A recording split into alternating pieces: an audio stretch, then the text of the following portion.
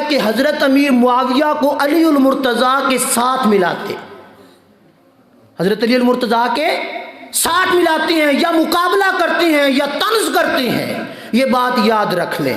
اعلیٰ حضرت امام اہل سنت امام شاہ احمد رضا خان فاضل بریلوی رحمۃ اللہ تعالی علیہ نے وضاحت کر دی، فرمایا فرق مراتب بے شمار، فرق مراتب بے شمار، حق بدست حیدر قرار، یعنی حضرت علی المرتضیٰ اور حضرت امیر معاویہ کے درمیان بہت زیادہ فرق ہے۔ لکھا کہ برق رفتار گھوڑے دوڑ پڑیں، دوڑ دوڑ کر تھک جائیں، حضرت امیر معاویہ کا مقام سے لے کر حضرت علی المرتضیٰ کی طرف وہ تھک جائیں گے، ہار جائیں گے، پر حضرت علی کے قریب بھی نہیں پہنچ سکیں گے، اتنا عالی شان مرتبہ ہے۔ فرماتے ہیں فرق مراتب بے شمار، حق بدست حیدر قرار۔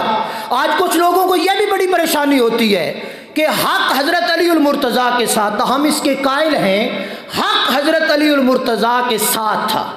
حضرت امیر معاویہ رضی اللہ تعالیٰ عنہ یہ جو جنگ ہوئی اس میں خطائے اجتہادی پر تھے، حضرت امیر معاویہ خطائے اجتہادی پر تھے، فرق مراتب بے شمار، حق بدست حیدر قرار، مگر معاویہ بھی ہمارے سردار، تان ان پر بھی کارے فجار، یعنی ان کا مرتبہ حضرت علی المرتضیٰ سے بہت نیچے ہے، پر شرف صحابیت نصیب ہوئی، صحبت مصطفیٰ صلی اللہ علیہ وآلہ وسلم نصیب ہوئی تو ان کا درجہ بہت اونچا ہے، بہت اونچا ہے۔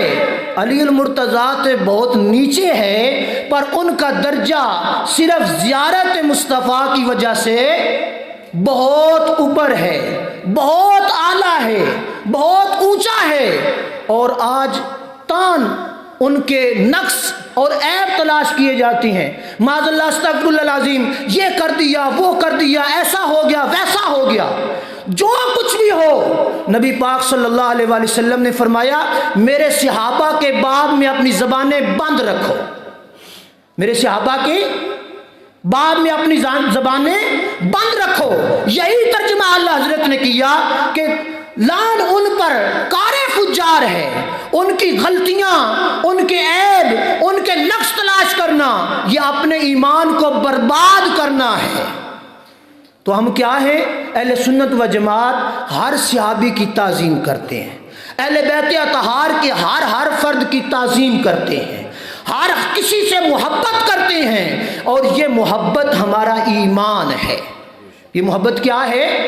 ہمارا ایمان ہے۔ جو کوئی اس سے ہٹ کے آئے گا ہمارا اس سے کوئی واسطہ اور تعلق نہیں ہوگا، کیونکہ سب صحابی نبی پاک صلی اللہ علیہ وآلہ وسلم کے، حضور علیہ الصلوۃ والسلام نے خود فرما دیا اصحابی کالنجوم، میرے صحابی ستارے ہیں۔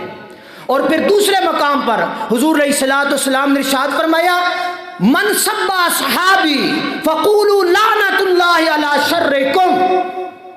یہ بڑی خوبصورت چیز حضور علیہ الصلوۃ والسلام نے فرمایا جو میرے صحابہ پر شتم کرتا ہے، جو میرے صحابہ کی برائیاں بیان کرتا ہے، کہو فقولوا لعنت اللہ، تجھ پر اللہ کی لعنت اور اس کے شر سے پناہ مانگو۔ وہ معاشرے کے اندر شر پھیلاتا ہے، وہ معاشرے کے اندر گندگی پھیلاتا ہے، وہ معاشرے کے اندر خرابی پھیلاتا ہے۔ یہ تمام اہل سنت و جماعت کی اکابرین کا عقیدہ ہے۔ ہم بحمداللہ اسی عقیدے پر ہیں، اسی عقیدے پر جینا اور اسی عقیدے پر مرنا ہے۔